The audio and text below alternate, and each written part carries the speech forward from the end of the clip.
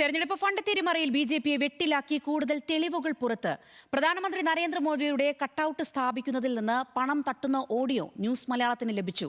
ഒരു ദിവസം 27 മണിക്കൂർ വണ്ടി ഓടി എന്ന് കാണിച്ച് തട്ടിപ്പ് നടത്തിയതിന്റെ തെളിവുകളും പുറത്തായി. 8000 പീസ് അടിക്കണം ഡൈക്കട്ട്. അതിൽ പാതി നമുക്കും പാതി ഇറക്കും. 8 രൂപ ഇറക്കും, 8 രൂപ നമുക്കും. 8000 പീസ് മറ്റേ ഡൈക്കട്ട് അടി, ഡൈ അല്ലാത്ത മറ്റേ സ്ക്വയർ ഇല്ലടാ. 8000 പീസ്, അതാണ് 10-12 ലക്ഷം രൂപ. 8 രൂപ നമുക്ക്, 8 രൂപ വരും. ലോക നേതാവെന്ന് ബി.ജെ.പി പ്രവർത്തകർ വിശേഷിപ്പിക്കുന്ന പ്രധാനമന്ത്രി നരേന്ദ്രമോദിയുടെ കട്ടൌട്ട് സ്ഥാപിക്കുന്നതിൽ കണക്ക് പറഞ്ഞ് ഭൂലോക തട്ടിപ്പ് നടത്തുന്ന സംസ്ഥാന നേതാവിന്റെ സംഭാഷണമാണിത്. തെരഞ്ഞെടുപ്പ് പ്രചാരണാർത്ഥം തിരുവനന്തപുരത്ത് മോദി നടത്തിയ റോഡ് ഷോയുമായി ബന്ധപ്പെട്ടായിരുന്നു തട്ടിപ്പ്. കുറ്റക്കാരനെന്ന് കണ്ടെത്തി ചുമതലകളിൽ നിന്ന് മാറ്റി നിർത്തിയ സംസ്ഥാന സമിതി അംഗത്തിനെതിരെ കൂടുതൽ ആരോപണങ്ങളും തെളിവുകളും പുറത്തുവരുന്നുണ്ട്. നിയമസഭാ തെരഞ്ഞെടുപ്പിൽ വട്ടിയൂർക്കാവ് മണ്ഡലത്തിന്റെ ചുമതലയുണ്ടായിരുന്ന ഇതേ നേതാവ് തന്നെയാണ് പലചരക്ക് കടയുടെ GST നമ്പർ ഉപയോഗിച്ച് വ്യാജ ബില്ലുണ്ടാക്കി 3.25 ലക്ഷം രൂപ കവർന്നത്.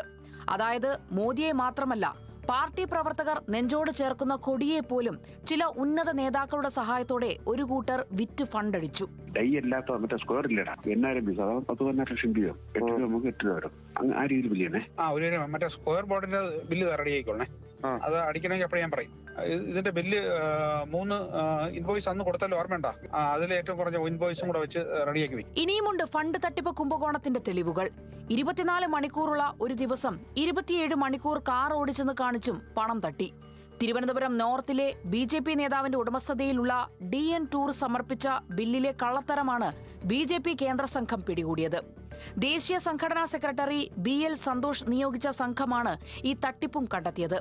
ഇത്രയും ഗുരുതരമായ തട്ടിപ്പുകൾ പുറത്തു വന്നിട്ടും പ്രതികരിക്കാൻ നേതാക്കൾ തയ്യാറായിട്ടില്ല.